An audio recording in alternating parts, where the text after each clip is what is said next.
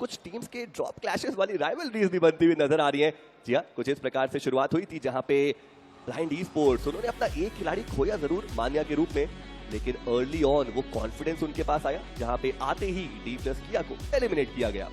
Fabian, हमने इनकी भी चर्चाएं बहुत करी और ऑडियंस को उनसे उम्मीदें बहुत ज्यादा थी, बट ये पहला मुकाबला खैर उनके हक में तो नहीं गया, बट ये जिस तरीके से आप मानसिकता की बात कर भी रहे थे, बहुत सारे चेंजेस देखने को मिलते हैं। एक आखिरी बचा खिलाड़ी जिसने ग्रेनेड से 2 नॉक निकाले और आपको वो रश करता हुआ दिखाई दिया।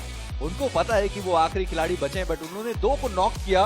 मौका बना था कि शायद एक को समाप्त करके एक एक्स्ट्रा जो पॉइंट है वो निकाला जा पाए, बट मेडल वर्सेस टीम एक्सपार्क की बहुत लंबी फाइट होती हुई दिखाई दी, जहां पे हमने डक्सन को थोड़े बहुत एक्स्ट्रा जो फिनिशेस थे वो चुराते हुए देखा।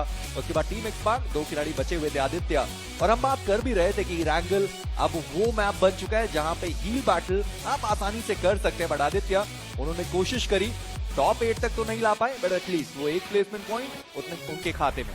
जी हाँ, और साथ ही साथ हमने डस्कन ई स्पोर्ट्स का वो गेम प्ले देखा जहां पे वो अपना एक खिलाड़ी छोड़ देते हैं किसी एक टीम के ऊपर, और जो बाकी के प्लेयर्स हैं वो हमें सर्कल को प्रायोरिटाइज करते हुए नजर आते हैं। टीम एक्सपार्क की ये फाइट जहां पे गॉड ट्रेन के साथ वो 2-2 हाथ करते हुए नजर आए, कुछ बढ़िया ग्रेनेड मॉलोटोव्स का भी इस्तेमाल हमें देखने को मिला। निंजा जॉर्ड जो छाए पूरी तरीके से, 6 फिनिशेस उन्होंने निकाले हैं। जूनी वो आखिरी खिलाड़ी बचे थे, यहाँ पे MJOP वो आखिरी खिलाड़ी जो सूरज की स्क्वाड के साथ फाइट ली गई, बट थर्ड वर्ल्ड माफिया एक बेहतरीन गेम प्ले, जूनी को भी काफी आसानी से वहां पे फिनिश ऑफ किया गया। बट वो जो 2-2 का स्प्लिट था बिग ब्रदर ई स्पोर्ट्स का, जहाँ पे हम देख रहे थे 2 खिलाड़ी ऑलरेडी वो सर्कल के अंदर हैं, वो करके अगर बाकी के 2 भी वहां तक पहुंच पाते, शायद जो अंजाम है वो कुछ और हो सकता था। वहां पे फाइट ली गई और मुश्किलों में डाला गया। उसके बाद पोटा उनका वो बेहतरीन 1v2 भी, देखिए जंपिंग डीमन बन के उभरे यहाँ पे स्पॉट आउट, 2 प्लेयर्स को यहाँ पे डाउन किया, बट उसके बाद वो आखिरी प्लेयर बचे थे अपनी टीम के।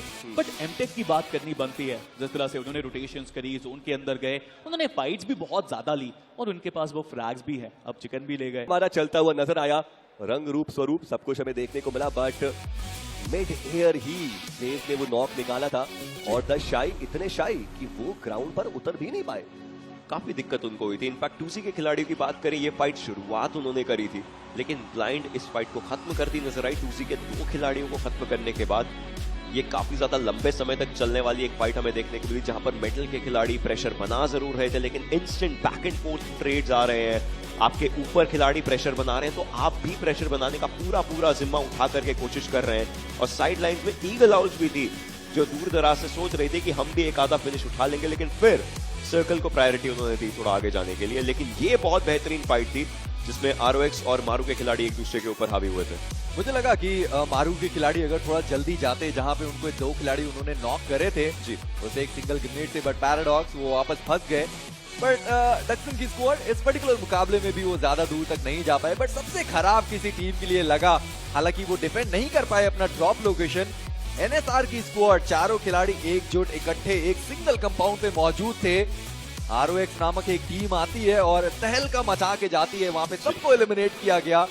लगा था कि शायद वो चिकन डिनर निकाल पाते, और नहीं, वो चीज पॉसिबल हो नहीं पाई। उसके बाद हमने टीम एक्सपार्क को सैंडविच होते हुए देखा, और इन सबके बीच में ग्लैडिएटर्स एक सही रणनीति, जहां उन्होंने एक छोड़ चुना और वहां से रौंदते हुए TWM के खिलाड़ियों को फिनिशेस भी निकाला, और साथ ही साथ रेवरेंट के भी कुछ फिनिशेस। जी हाँ, काफी बढ़िया गेम प्ले हमें यहाँ पर देखने को मिला, और फिनिशेस खैर उसकी कभी भी कमी हमें ग्लैडिएटर्स के पास देखने को मिलती नहीं है। जो कमी देखने को मिलती है वो है प्लेसमेंट पॉइंट्स की, और अभी भी वो कमी बरकरार ही हमें देखने को मिल जाएगी। टीएमटेक की बात करें तो उनके द्वारा भी एक बढ़िया प्रदर्शन देखने को मिला, बट गॉड ट्रेन के आगे कोई टिक पाया है क्या?